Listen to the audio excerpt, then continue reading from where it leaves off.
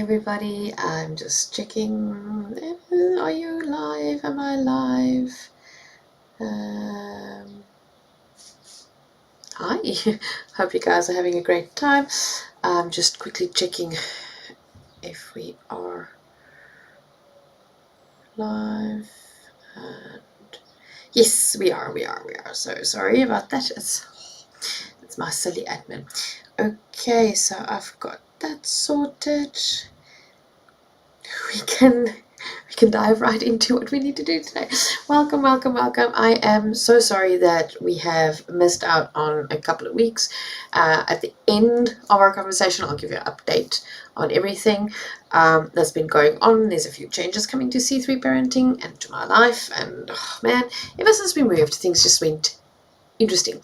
Anyway, so let's roll the intro and let's get to our conversation tonight. Our conversation is going to be parenting and parenting disabilities. It's probably going to be a 4-week series. We're probably going to focus for the whole month on it because it's extremely important, because disabilities in families are on both sides, whether the parents or whether the child, and there's quite a couple of things that we need to talk about when it comes to parenting in that regarding that.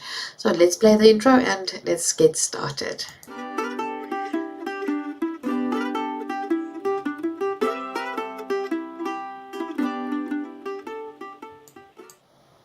Hey, my beautiful people. All right, so when we're talking about parenting disabilities, or it can either be a parent with disabilities or parent that parents a child that has disabilities. And tonight we're going to talk about parenting a child that has disabilities, and I'm going to give a very important disclaimer. First of all, I cannot speak for a person that is physically disabled and what their challenges are and how life impacts them. There's certain neurodiverse disabilities that I cannot really speak on to the nth degree, because I am not a person with that disability. If you are a parent who's raising a child with a disability, please join Facebook groups, follow people on TikTok and on YouTube, and wherever you can get on social media, follow people that has the same disability that your child has and learn from them, engage with them, ask them. Many people with disabilities are on social media to help educate people what it is like to live in a body that has that disabilities. And it's not just to educate the people that is not touched by that disability, whether they've got a family member or not. It is also a lot of times to even support the children that has those disabilities, as well as the parents who's raising a child with that set of disabilities. That is one of the first and most prominent and most important things that I say to all my parents. Any parent that contact me and say, hey, my kid is neurodiverse or my kid's got this physical disability, the first thing I ask him is, who do you follow on social media? Where do you engage? Where do you get information? Are you just in this little huddle of parents who's raising kids with similar disabilities and not engaging with the person that has the disabilities? Or are you thinking for them, or are you thinking with them? Here is why. And this is absolutely the most important part. The person with a disability is the person that can tell you how they feel, what they go through. Yes, and I know there are people that are not verbal in the sense that they use mouth words to communicate, so they use different ways of communication, or some seem like they don't communicate at all, and it might be difficult. Here's the reality. You as a parent, if you do not have the same disability, you can understand what the disability is about, but you cannot truly, authentically grasp the impact that disability have on the individual. You can see it, but you can't grasp it. So no, you as the parent do not have that disability. Therefore, you do not speak on behalf of representatives of that disability. The people with that disability are the representatives of the disability, and listen to what they say. You do not know better than what they do. I'm going to repeat myself. You, even though you're the parent of the child with that disability, do not know better than the people that have the same disability as your child in regards to what might be the best move or route forward in support of your child to set them up to the best possible future. There is challenges that people who have disabilities that they face, that if you are in an able body, if you do not have those disabilities, you do not truly get it. You're not truly confronted with it. You live side by side with it, and yes, I don't want to minimize, there is an impact on the parents of the disabled child, on the siblings of the disabled child. Yes, I'm not denying that at all. There is a significant impact. However,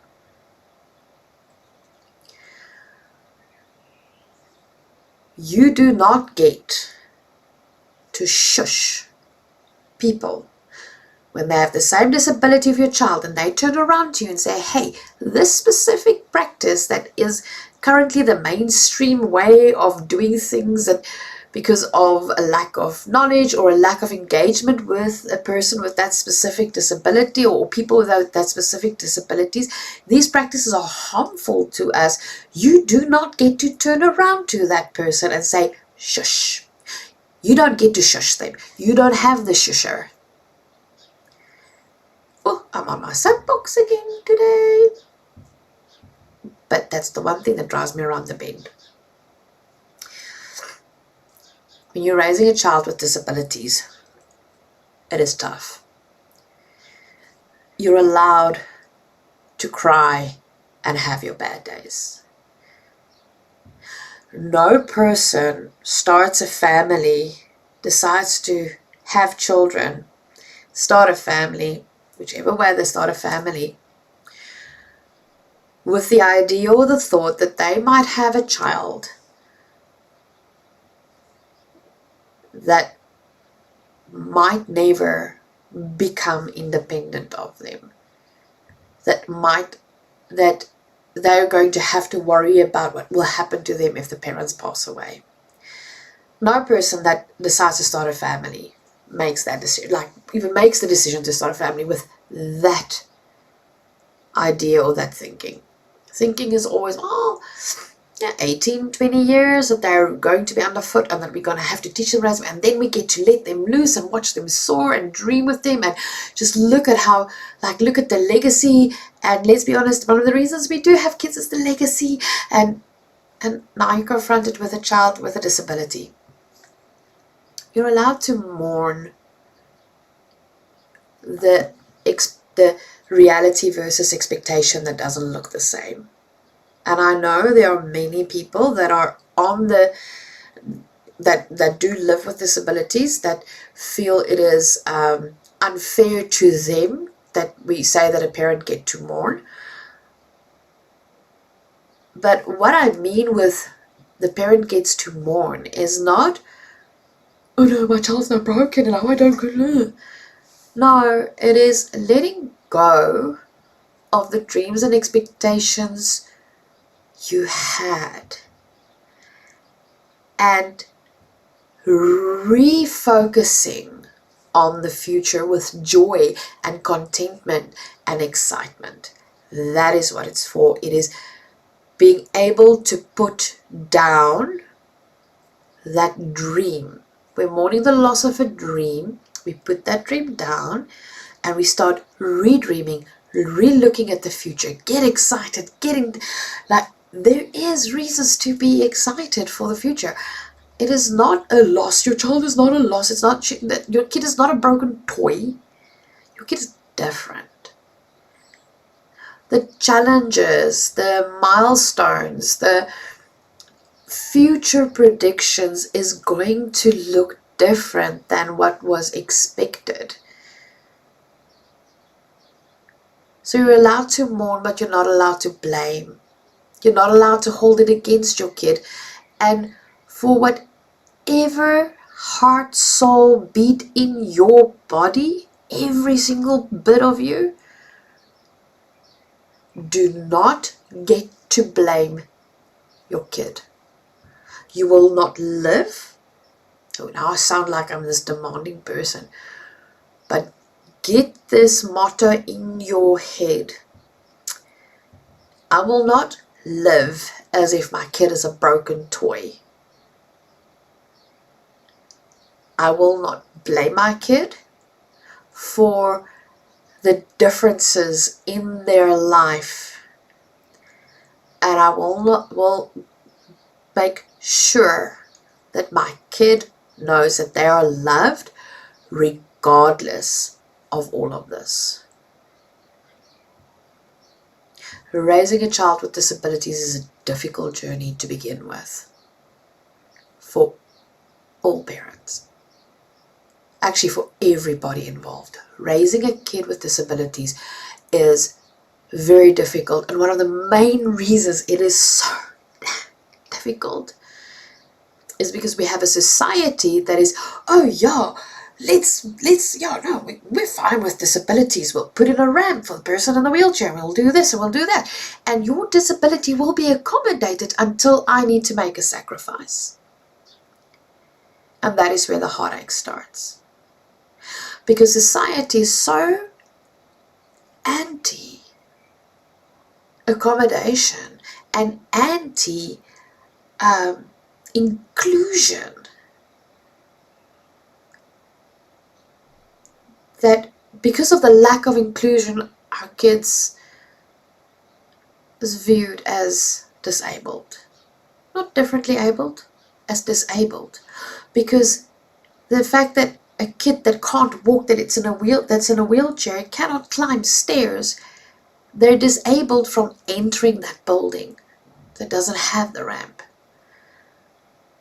So raising kids with disabilities means that we are raising kids in a world where the world basically makes them disabled because the world is not geared towards them, and you have so many people that get upset that they have to make some accommodations to let someone else also enjoy life and have a joyful life. And this is why we have a lot of parents that intensively, almost their whole identity becomes their child's disability. And this is one of the topics that we will talk about later in the month. How to avoid that my child's disability become a whole identity. Because especially in the formative years, like in the first 7 or 8 years of their life, where you need to learn to get to know things, you need to learn, and you meet parents and it's walking the same journey, so you learn about new specialists, and it's this thing and that thing and this therapy and the next therapy, and your whole life gets sucked up into this whole thing, that it's easy to lose yourself and easy to almost see yourself purely as the parent of this child with this disability. And if you listen to the voices of disabled people around you, they're like, no, you don't do that. First of all, you don't get to do that, because when you start doing that, you start drowning out our voices, and then we don't get the help we need.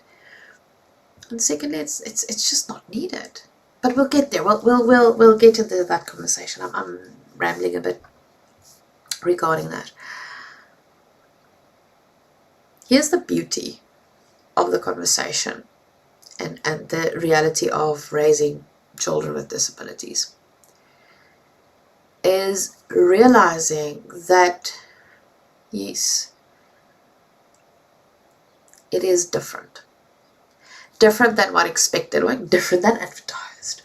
But the kid is not to blame for it.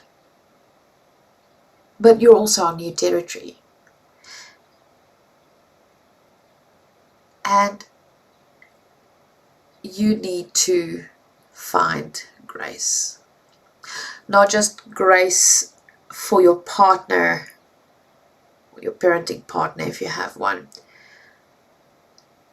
Grace for your kids that are not disabled, but also grace for your disabled child. It is so easy to fall into a spiral when you're having a really tough time, to feel really trapped, and almost even in that moment resent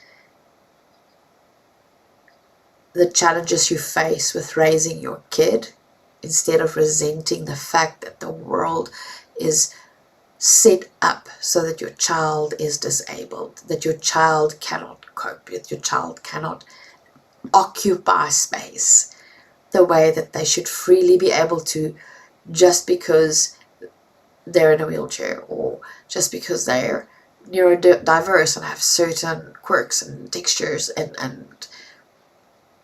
there should be space without having to stress.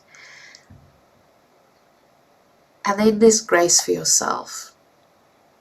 I think grace and raising disabled kids, and or being a parent that's disabled that's raising kids,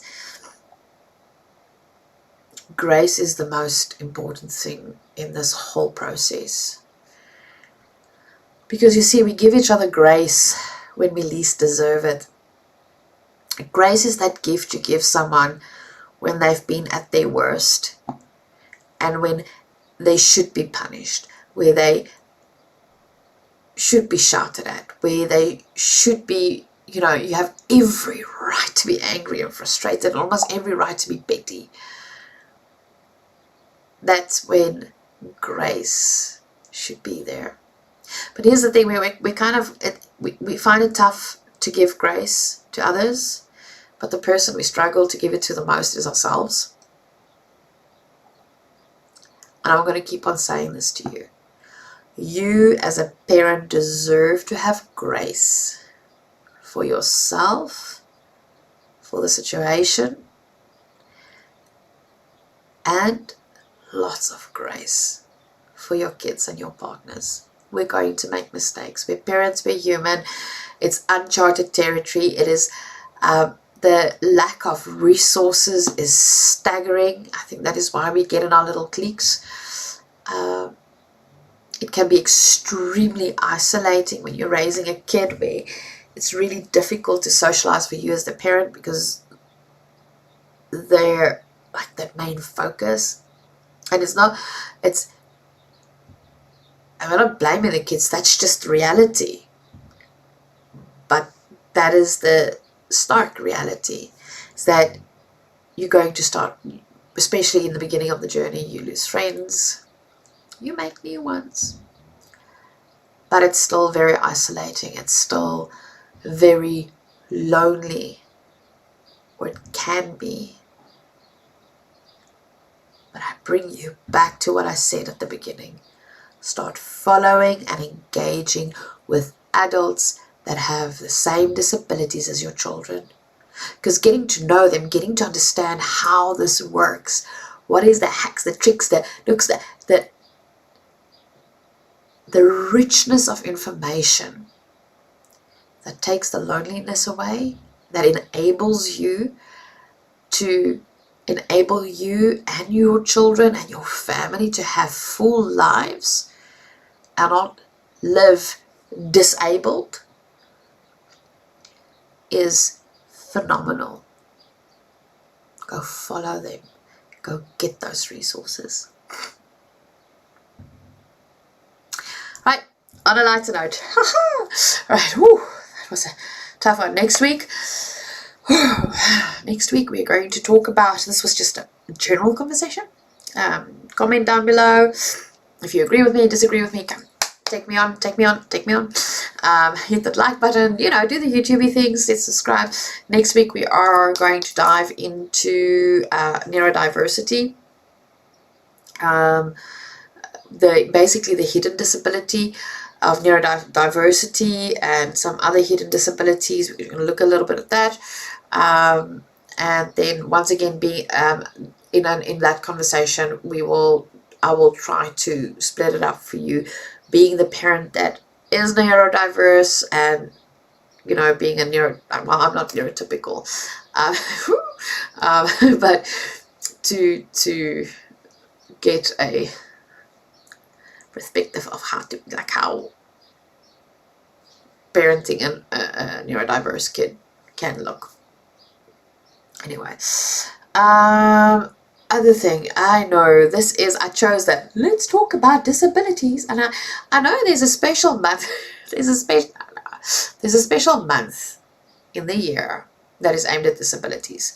However, my ADHD head missed that. So now I'm choosing Pride Month to talk about disabilities, which is such a horrible thing to do. But now, like, I'm on it. I'm doing it. I might even kick the disability conversation again down the road, so that we next week talk about sexuality and Pride Month, and just have open, honest conversations about our LGBTQI plus brothers and sisters and the raising of children.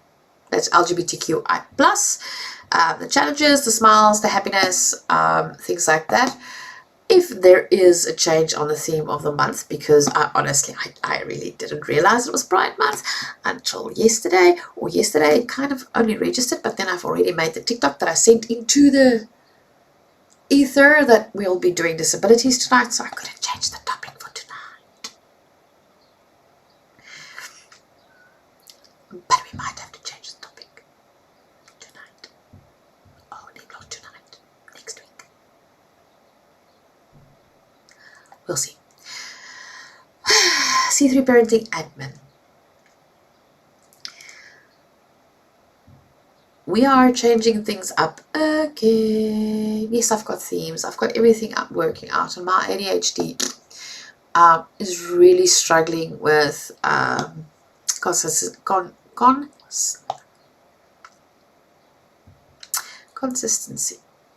And the reason I'm struggling with it is my life has dramatically changed in the past 2-3 years. Not just the move to the Netherlands. My kids, I don't homeschool anymore, so my kids aren't home anymore, but like, there's just a lot of things that changed. And my dopamine kick is the live chats, the TikToks every now and again, and my one-on-one consultations, or when I do the courses. I hate social media. I hate having to plan. I am not a fan of recording and then editing, and then I just can't do it. I'm not doing this to make money, which means I can't even pay people to do the editing. Like, I can do the recording and then someone else can do the editing for me. I can't even do that, because the aim of this channel and all of that I do is not really to pay money, like to make money. The aim is to help people, to have honest conversations, sometimes brutal conversations about parenting. And that means I need to start finding it, or I need to work outside the home. Added to that, my brain is dead. I can't do this at home anymore. I need to work out of home. I need a boss. Okay. So I am returning to studies. I'm going to start studying as of the 1st of September. And I'm going to work outside the house, which means our live chats may, in September, shift to a different day of the week. I'll still, sorry for that, I'll still figure that one out. But if you're a client of mine, if you want to reach out, if you still need family consultations, if you need to do the C3 Parenting course, if you need to do one of the workshops, you're more than welcome to send me a message, inbox me, we'll set up a date, we'll do the courses with you, we'll do the workshops with you. That is not off the table. I'll do the one-on-one sessions and coaching sessions. That is not off the table. The pressure is just taken off me of I'm technically supposed to do something on social media at least 2 or 3 or 4 or 5 or 6 times a day, and I just don't have the drive for it. I don't have the consistency for it. I don't have the emotional or physical bandwidth for it. And I had to rediscover my own limitations. Throughout the course of this month on TikTok, I will share a bit of the ADHD journey, the diagnosis journey, and how we got to that, because for a very long time I was self-diagnosed, and I officially got my diagnosis on Monday. That explains a lot of things, and my dopamine kick is not the detail work. My dopamine kick, or my focus, is this: having the opportunity to talk to people and touch their lives and have an impact in their homes and just the impact in their lives. That is where my heart is. So taking the pressure off that I have to try to make this thing make money is it changed everything. And I get to now go back to the heart of what I've always wanted to do with C3 Parenting, and that is just make gentle, conscious, creative, connected parenting accessible to as many people as possible. And the raw and the ugly, and not having to worry that, oh, should I start using my kids to promote stuff, because those are the channels that really gets picked up. Because people are invested in other people's stories. I don't want to have to do that. I don't want to, it's just not who I am. My kids is not old enough to consent to be part of these stories or to be part of these conversations. Yes, I'm allowed to share outside information of our lives, my parenting journey. But at the end of the day, they're my kids, and they deserve to have privacy. They deserve to grow up without having a camera or their life shared to the world. That's just how it should be. So, off to interesting new chapters and interesting new things. If you're the replay crew, hashtag replay. I'm actually going to see if I remember. And I'm going to try to put in, what do they call it? Timestamps in the video. Stay safe. Be good. Be good at it. Love your kid. Have grace for your children. And remember that if you are a parent or a person who's not disabled and you're not raising a disabled child,